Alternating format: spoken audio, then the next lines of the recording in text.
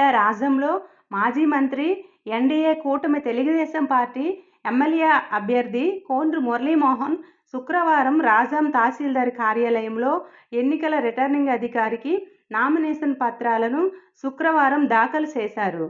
తొలుత కోండ్రి మురళీమోహన్ రాజాం పట్టణంలో గల శ్రీ పోలిపల్లి పైడితల్లి అమ్మవారి ఆలయంలో కుటుంబ సమేతంగా ప్రత్యేక పూజా కార్యక్రమాలు నిర్వహించారు. నామినేషన్ పత్రాలపై ముహూర్త సమయానికి సంతకాలు చేశారు.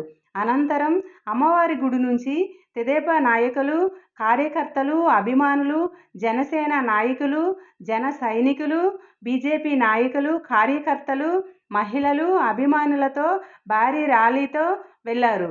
ఆర్సీఎం చర్చిలో ప్రత్యేక ప్రార్థన చేశారు.